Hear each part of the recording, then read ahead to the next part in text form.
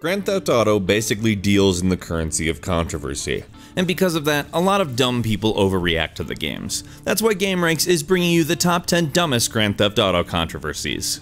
Number 10, the hot coffee minigame that was taken out of Grand Theft Auto San Andreas. Now, Grand Theft Auto is probably one of the most controversial things in the game industry, and it does everything it can to court that reputation. But the creators obviously dubbed the hot coffee minigame too much, because they cut it. However, a lot of the code for it was still in the game when they released it, and PC modders were able to bring it out. For those unfamiliar, the minigame is actually a minigame that involves sexual intercourse between CJ and whatever woman he is with at the time. If you were old enough, you remember the world flipping its shit. The mature rating on the game was quickly swapped out to an adults only rating, despite the fact the game is not even accessible without downloading changes to the game. Rockstar actually had to remove the code from the game and re-release it in order to get the mature rating back. Again, despite the fact that you actually had to download a mod for the game in order to access it. That's basically the same thing as having to download a mod for the game that has a new sex minigame in it anyway. I'm getting riled up about it now. The mod itself actually cost Rockstar Games more than $20 million, all because of something they cut from the game. The lesson here is when you cut something from a game, get rid of all traces of it, otherwise it's basically like you left it in the game. Number 9, Jack Thompson. Jack Thompson. Jack Thompson was obsessed with Grand Theft Auto for many years. In fact, recent discussions with him indicate that he still is. But what I specifically want to talk about with Jack Thompson is an event in 2007 when Jack Thompson wrote a letter to the mother of the creator of Grand Theft Auto. It's kind of the shittiest way you can deal with something you don't like, and I'm fairly certain that the creator of Grand Theft Auto's mother was already aware that he was the creator of Grand Theft Auto and what Grand Theft Auto is. But whatever. He made sure to tattle to Strauss Zelnick's mother that Grand Theft Auto is a murder simulator, and also that quote-unquote the pornography and violence that your son traffics in is the kind of stuff that most mothers would be ashamed to see their son putting into the hands of other mothers' children. Just to get real with you for a moment, I believe that art does have some kind of influence, but I also believe that Jack Thompson is a dipshit and doesn't know what he's talking about. And do you know why? Because he goes on to question Strauss Zelnick's upbringing and says that his mother should be ashamed of herself. He then also went on to say that she spared the rod and spoiled the child, implying that maybe she should have beat him, which I don't know about you,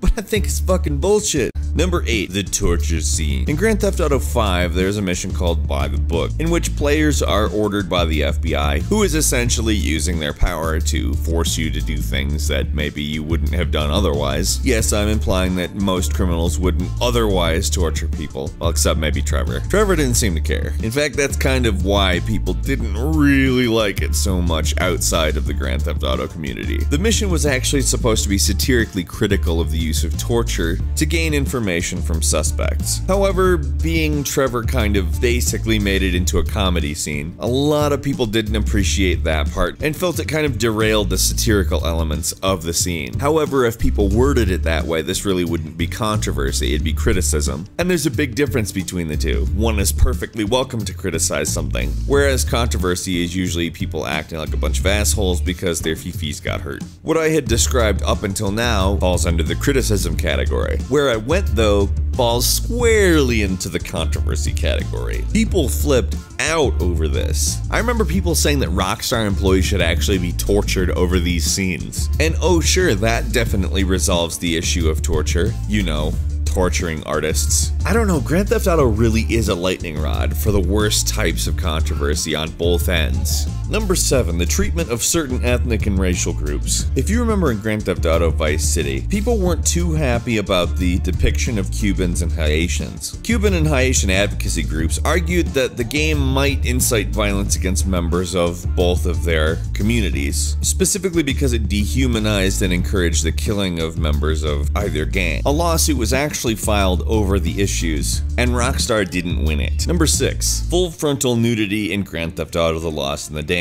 A Liberty City congressman, over time, gave you missions involving the political climate and manipulating it. And during a cutscene from one of those missions, he gets out of bed and is entirely nude. And when we say entirely nude, I mean full frontal male nudity. But parents just don't understand. What was clearly meant as a means to show that this gentleman had no shame whatsoever, and probably a means to show that parents everywhere everywhere have a massive double standard regarding what they want their kids to see and what they want their kids not to see, which they played right into. Let me be the first to say that yeah, penises aren't that fun to look at, but like a lot of things that are legitimate satire in the Grand Theft Auto series, it had a point.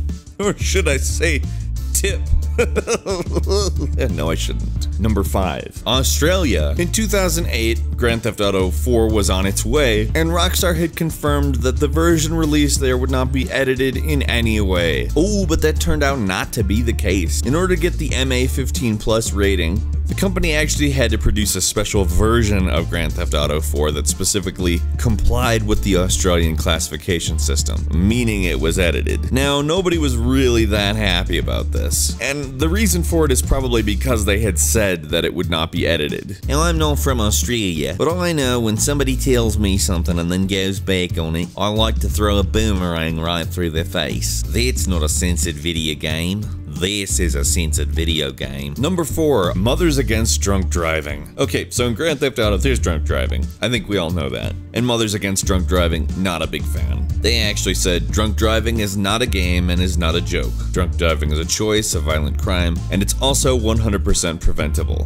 Which, duh. I'm not saying that there isn't a serious cultural problem, that certain people for whatever reason think that it's okay, but it's definitely not Grand Theft Auto's fault. And on top of that, they depict drunk driving in kind of a not encouraging it way. The main character of the game in question, the one that they had a shit fit about, the game doesn't stop you because frankly, it's an open world game and they try to do everything that they can to allow you to do whatever you want. However, the game actually does provide some context for your actions as not being good. Number 3, killing sex workers for money. Now in Grand Theft Auto 3, they added sex workers to the mix. And the simple act of showing something that's considered a crime is controversial. I don't know, but we're supposedly sex positive enough as a society not to care. I don't care. But one thing that people were particularly upset about was that you could pay them, you know, for sex, and then kill them and get your money back. Now, part of the point was that they wanted you to be able to do anything you could think of. And in Grand Theft Auto, that meant a lot of things that you would never, ever, ever do in real life, and not just because of the consequences, but because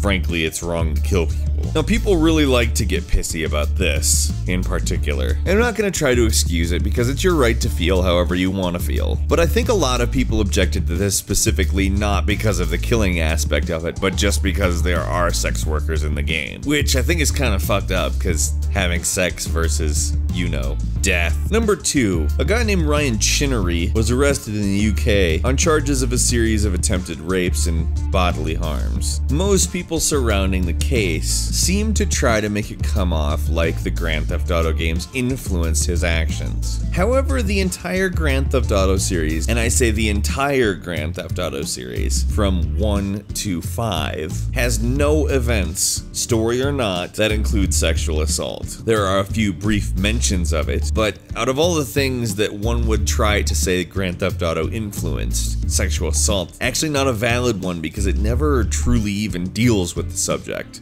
And finally, number 1, in December 2013, actress Lindsay Lohan decided that Rockstar had used her likeness to create the woman in a lot of the artwork used to promote the game, and in July 2014, about 6 months later, actually sued Rockstar Games over it. She claimed that the character of Lacey Jonas was an absolute 100% copy of her. Now you're looking at a picture of her right now. That don't look a damn thing like Lindsay Lohan. And if she acts like Lindsay Lohan, that's called satire. And that's actually called satire. I mean, that's actually 100% satire. If this character was an exact copy of Lindsay Lohan that looked like Lindsay Lohan and was used to make fun of Lindsay Lohan, there's absolutely zero that anyone could do about it. Like, does anybody ever sue Saturday Night Live for depicting them? No, because it's not against the law. Any law, civil or criminal. There's no precedent for being able to have yourself removed from something like that if it is critical of you. And the fact that the character bears no actual physical resemblance to her, as she claims it to, all but cements that. So much of what has been brought against Grand Theft Auto is just ridiculous. I mean, I'm not saying that there is nothing wrong with Grand Theft Auto, but nobody ever actually points them out. They just get all pissy over the things that, well, are